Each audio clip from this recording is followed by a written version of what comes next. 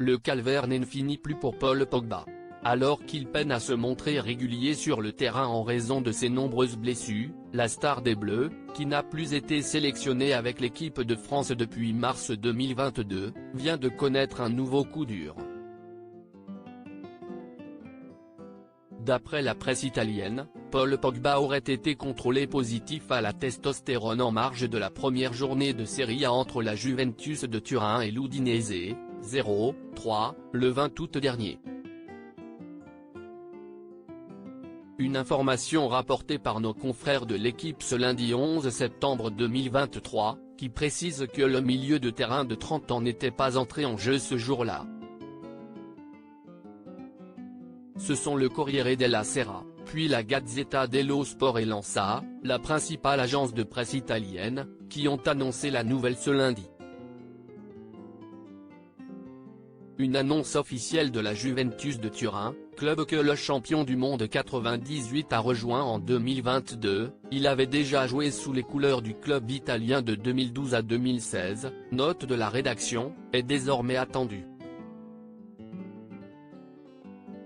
L'équipe rappelle que la testostérone, qui fait partie des produits dopants, participe au développement de la masse musculaire.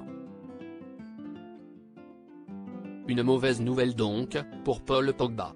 Une de plus, alors qu'il peine à se montrer régulier dans ses prestations sportives, il n'a joué que 8 rencontres avec la Juventus depuis son retour au club, note de la rédaction.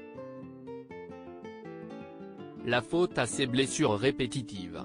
En effet, les pépins physiques enchaînent pour le joueur tricolore, qui n'a plus joué avec les Bleus depuis mars 2022, victoire de la France 5-0 contre l'Afrique du Sud à Lille, note de la rédaction.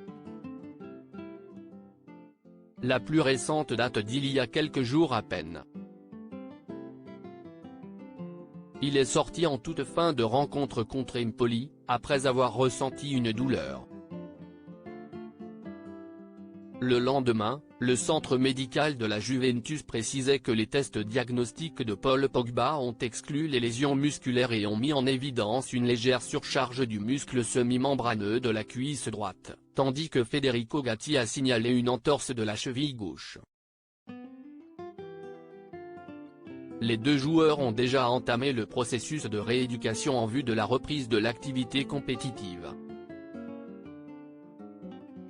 Celui qui a également été gêné ces derniers mois par ses problèmes extrasportifs, notamment avec son frère Mathias, viendrait toutefois d'exprimer à Al Jazeera sa volonté de ne pas renoncer. « Je veux montrer aux gens que je ne suis pas faible.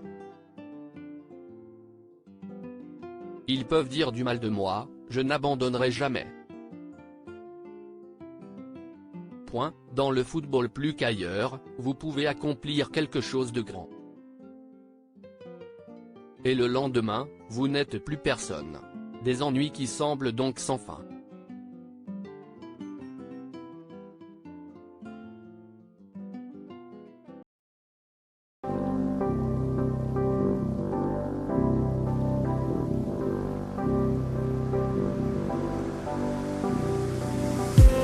I just need some